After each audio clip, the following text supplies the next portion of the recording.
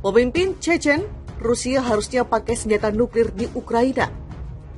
Пока он не стал экс-президентом Украины, чтобы он поскорее позвонил нашему президенту, верховному главнокомандующему Владимиру Путину, попросил извинений, что вовремя не сделал это и должен делать шаг. Kadyrov memperingatkan Polandia pada hari Rabu agar tidak memihak negara-negara barat yang membantu Ukraina bertahan melawan Rusia.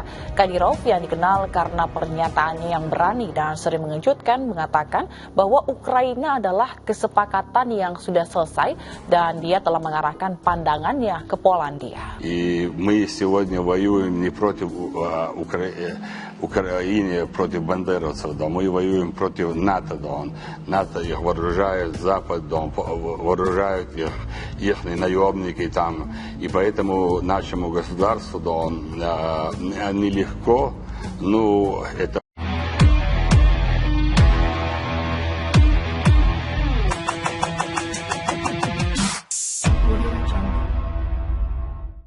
Pemimpin Chechen Ramzan Kadyrov mengatakan bahwa Rusia seharusnya mulai mempertimbangkan menggunakan senjata nuklir setelah pasukan Ukraina berhasil merebut satu kota kunci di Donetsk. Pendapat pribadi saya perlu tindakan lebih drastis hingga deklarasi darurat militer di wilayah perbatasan dan penggunaan senjata nuklir berdaya rendah, ujar Kadyrov melalui telegram seperti dikutip IFP Sabtu 1 Oktober. Kadyrov kemudian menyindir kondisi pasukan Rusia yang menurutnya kacau balau. Kekacauan itu membuat pasukan Ukraina berhasil merebut Liman.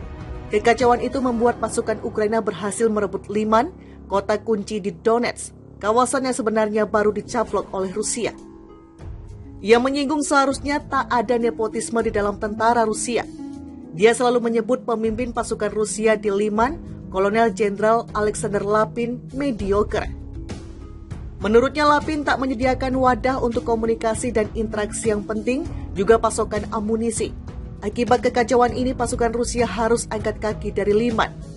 Kadyrov sendiri mengirimkan pasukannya untuk membantu Rusia menginvasi Ukraina. Ia sudah beberapa kali mengkritik strategi perang Rusia hingga akhirnya Liman kembali ke tangan Ukraina. Kota itu jatuh ke tangan Ukraina hanya berselang sehari setelah Rusia mencaplok 4 wilayah di negara itu, yaitu Donetsk, Luhansk, Kherson, dan Zaporizhia. Rusia mendeklarasikan pencaplokan setelah keempat wilayah itu menggelar referendum. Hasil referendum menunjukkan mayoritas warga ingin bergabung dengan negeri beruang merah. Liman sendiri terletak di utara Donetsk. Sebenarnya Rusia hanya menguasai sebagian Donetsk ketika referendum digelar pekan lalu. Sebagian warga Donetsk pun mengaku sejatinya tak mau bergabung dengan Rusia. Di kancah global, hasil referendum dan pencaplokan itu tak diakui. Amerika Serikat sampai-sampai menjatuhkan sanksi terhadap Rusia. Sejumlah pengamat menganggap Presiden Vladimir Putin buru-buru mengadakan referendum dan pencaplokan keempat wilayah di timur hingga selatan Ukraina itu karena mulai terdesak. Belakangan Ukraina memang kian garang, hingga akhirnya Ukraina menang besar ketika berhasil merebut Kharkiv, kawasan yang berbatasan langsung dengan Donetsk, di mana kelompok separatis pro-Rusia bercokol. Dengan pencaplokan ini, Rusia dapat berdalih bahwa keempat wilayah tersebut kini merupakan bagian dari kedaulatan mereka. Mereka pun dapat menyerang Ukraina jika macam-macam di keempat wilayah itu. Beberapa pengamat lain juga menganggap tujuan utama Rusia mencaplok keempat wilayah itu adalah untuk merekrut lebih banyak tentara cadangan melalui aturan wajib militer. AS akan tahu jika Rusia sedang siapkan serangan nuklir di Ukraina. Kekhawatiran akan penggunaan senjata nuklir oleh Rusia meningkat setelah Presiden Vladimir Putin mengumumkan pencaplokan 4 wilayah Ukraina. Para ahli senjata nuklir mengatakan bahwa Amerika Serikat hampir pasti akan mengetahui sebelumnya jika Rusia sedang mempersiapkan serangan nuklir di Ukraina, dan Moskow mungkin sangat menginginkan itu diketahui. Putin sebelumnya telah menyinggung kemungkinan penggunaan senjata nuklir jika integritas teritorial atau eksistensi Rusia terancam. Dilansir kantor berita IFP pada Sabtu 1 Oktober 2022, pengumuman Moskow pada hari Jumat bahwa pihaknya mencaplok 4 wilayah Ukraina yang sebagian didudukinya itu berpotensi bahwa Rusia bisa mempertimbangkan untuk menanggapi serangan di wilayah-wilayah yang diklaim itu dengan serangan nuklir. Menurut para ahli senjata nuklir, jika eskalasi seperti itu terjadi, mungkin dalam bentuk senjata nuklir taktis yang lebih kecil, kemungkinan diluncurkan pada rudal balistik jarak pendek Iskander. Para pejabat Amerika Serikat menyebut adanya resiko Putin menggunakan senjata nuklir. Namun mereka tidak melihat aktivitas yang mengindikasikan rencana semacam itu dalam waktu dekat.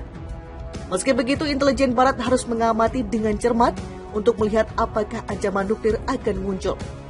Pavel Porfik, seorang peneliti senior di Institut Penelitian Perlucutan Senjata PBB di Jenewa, mengatakan kepada IFP bahwa persiapan untuk serangan nuklir akan terlihat jelas.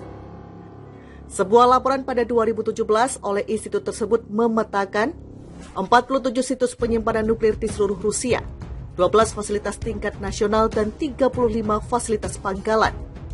Fasilitas-fasilitas tersebut dipantau terus-menerus oleh intelijen dan satelit pengawasan militer Amerika Serikat dan negara-negara lain. Fasilitas tersebut bahkan dapat diawasi dengan ketat oleh satelit komersial, seperti yang ditunjukkan oleh citra aktivitas yang tersebar luas dan diperbarui secara berkala di fasilitas nuklir Korea Utara. Potvin mengatakan Rusia telah mengerahkan hulu ledak nuklir strategis atau jarak jauhnya di lapangan pada rudal pesawat pengebom dan kapal selam. Namun senjata nuklir non-strategis atau taktisnya yang berjumlah 2.000 disimpan dan tidak dipasang pada kendaraan pengiriman seperti Iskander. Tidak ada Iskander yang berkeliaran dengan hulu ledak bersenjata nuklir. Senjata-senjata ini ada di gudang, katanya. Saya yakin Amerika Serikat akan melihat persiapan Rusia untuk menggunakan senjata nuklir, kata Mark Kensian, mantan pejabat di Departemen Pertahanan dan Energi AS yang menangani masalah senjata nuklir. Senjata harus keluar dari penyimpanan, unit yang terlibat perlu disiagakan, dan Rusia mungkin juga memperingatkan kekuatan nuklir strategis mereka. Kensian, sekarang di Pusat Studi Strategis dan Internasional di Washington, mengatakan kepada IFP. Dia mengatakan tanda-tanda juga akan datang dari kemungkinan persiapan yang terlihat untuk pasukan darat Rusia, di mana mereka akan mengeluarkan peralatan pelindung dan instruksi tentang bagaimana bertindak di lingkungan nuklir. Semua ini akan terlihat, Potvin mengatakan Moskow seperti Washington selama beberapa dekade merangkul perlunya manajemen disiplin hulu ledak nuklir dan sistem itu cukup kuat dan terlihat. Kami bisa yakin bahwa tidak ada fasilitas tersembunyi. Senjata nuklir membutuhkan struktur tertentu, orang-orang yang terlatih dan penanganannya. Anda tidak bisa melakukannya di sembarang tempat, ujar Potvin. Secara teknis, Anda mungkin bisa menyelundupkan beberapa bom dari tempat penyimpanan tanpa terdeteksi. Tetapi melakukan hal itu memiliki resiko, termasuk memprovokasi serangan pendahuluan dari Barat. Rusia tidak akan pernah yakin bahwa itu tidak terdeteksi, itu akan menjadi perjudian, kata Potvin. Selain itu, ujarnya kemungkinan besar Rusia ingin Barat melihat persiapannya sebagai peringatan. Ini akan menjadi langkah eskalasi dan Rusia ingin itu terlihat, kata Potvin. Sebelumnya, Amerika Serikat telah memperingatkan selama berminggu-minggu sebelum invasi 24 Februari bahwa Rusia bermaksud menyerang Ukraina. Moskow saat itu terus membantah meski akhirnya benar-benar melancarkan serangan ke Ukraina.